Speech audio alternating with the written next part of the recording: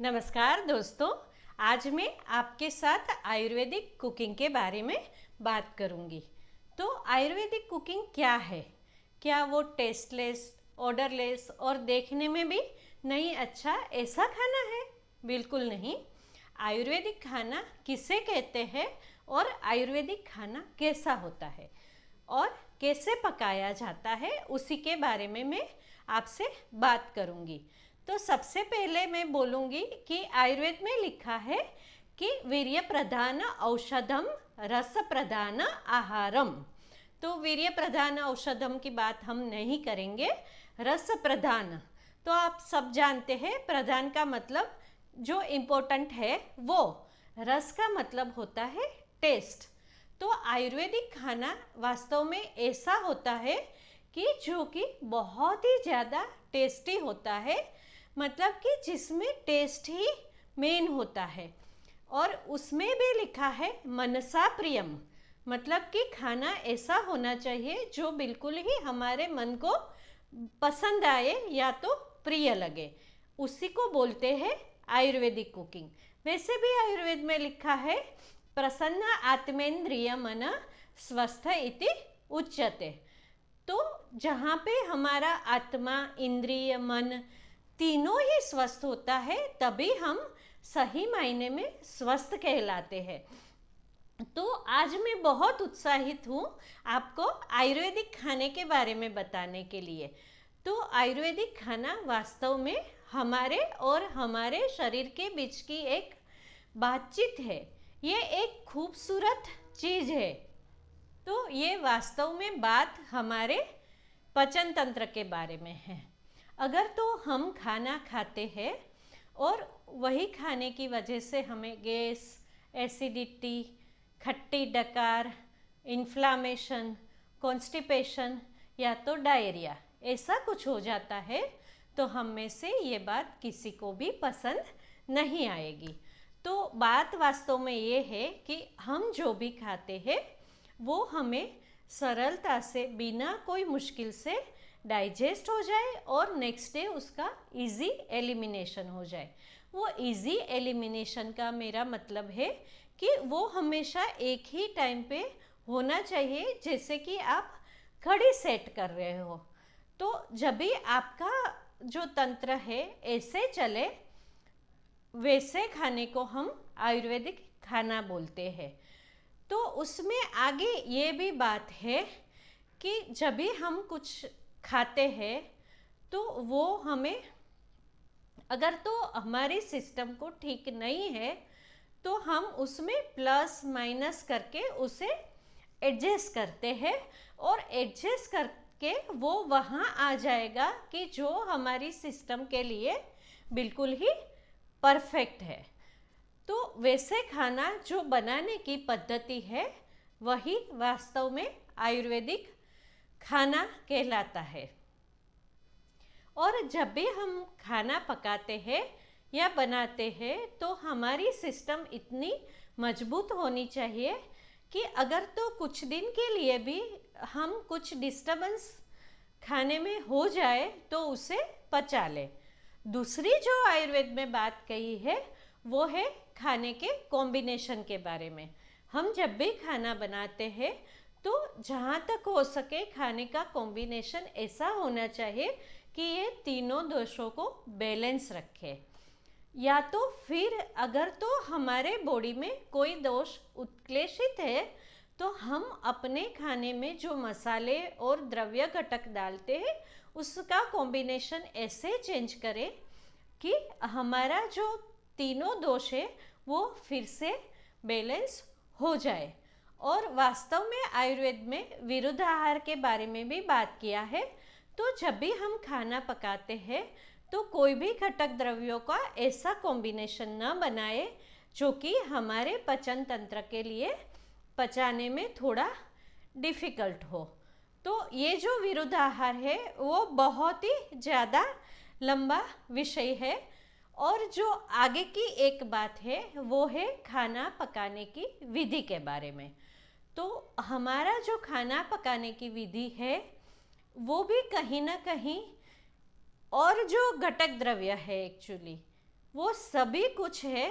हम कहाँ पे रहते हैं, हमारे आसपास का एटमॉस्फेयर कैसा है, और हम कौन सी ऋतु चल रही है, मतलब कि कौन से काल में है, हमारी अवस्था क्या है, हम बालक है, युवा है, वृद्ध है, ये सब चीज़ों को ध्यान में रख के हम अपना आहार लेते हैं, और वही आहार है वो सही है।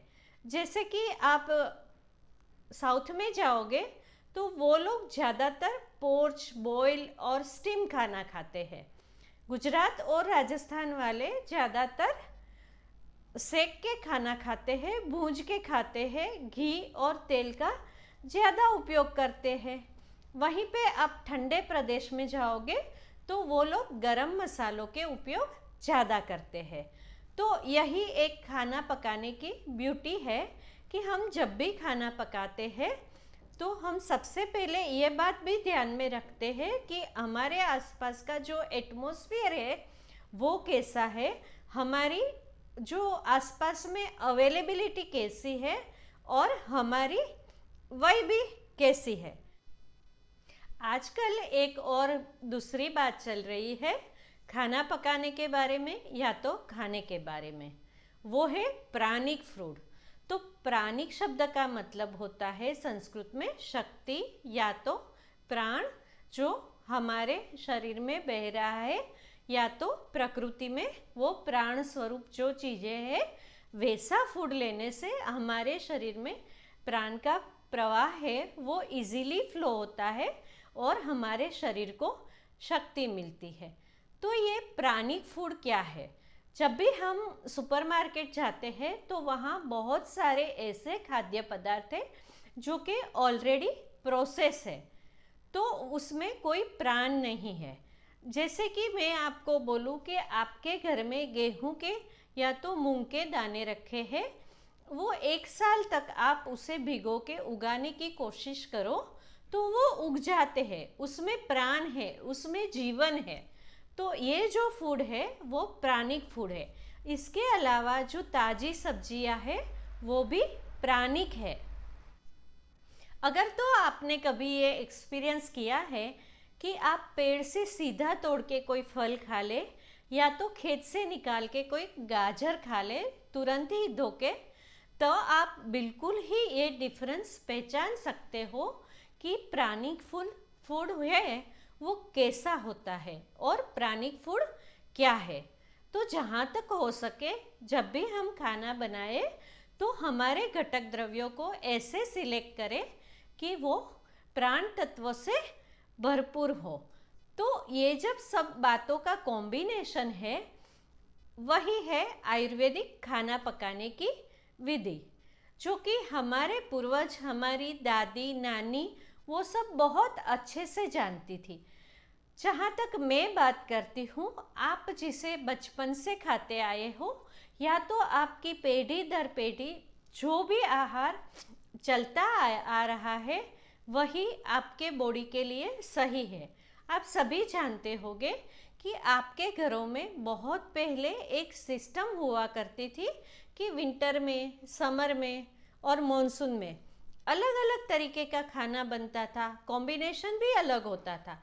जैसे कि आपकी दादी और नानी जानती थी कि जब भी वो सब्जी को छोंक लगाती थी तो कहाँ पे कौन सा तेल यूज़ करना है, कहाँ पे घी यूज़ करना है, किसी में वो राई डालेगी, किसी में अजवाइन डालेगी, तो किसी में जीरा डालेगी। क्यों? क्योंकि वो बहुत अच्छी तरीके से आयुर्वेदिक कुकिंग को जानती थी।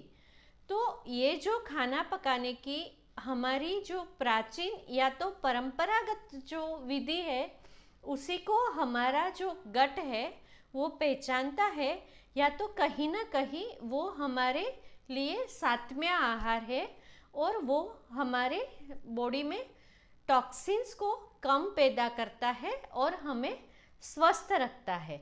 तो दोस्तों, मैं ऐसे ही खाने को प्रमोट करना चाहती हूँ जो कि आप पीढ़ी दर पीढ़ी या तो आपका जो असली कुकिंग है, जो आपके बॉडी के लिए सात्विक है, जो सही तरीके से पकाया गया है और जिसमें घटक द्रव्य, मसाला, जो कि मसाला नहीं है, औषध है, उसका सही मायने में कॉम्बिनेशन है। तो ऐसा बैलेंस जो खाना पकाते हैं हम, वो ही है आयुर्वेदिक कुकिंग। दोस्तों, मैं अपनी चैनल में ऐसा ही कुकिंग प्रमोट करना चाहती हूँ और आप सबको दिखाना चाहती हूँ कि हम कैसे खाना पकाते हैं या तो हमारा खाना कैसा होना चाहिए।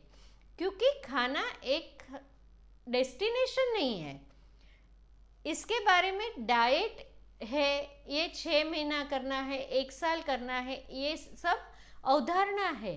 खाना हमारे साथ जन्म से लेके मृत्यु पर्यंत चलता है। तो हमारा खाना है जो एक जर्नी है, जो कि एक बैलेंस तरीके से होना चाहिए, हमारे शरीर को साथ में होना चाहिए, हमारे एटमॉस्फेयर के साथ और हमारे नेचर के साथ भी वो बिल्कुल तालमेल से होना चाहिए। तो हम ऐसा ही खाना बनाएंगे और ऐसे खाने की रेसिपी जानने के लिए आप मेरी चैनल को सब्सक्राइब कीजिए और मुझे सपोर्ट कीजिए। नमस्कार।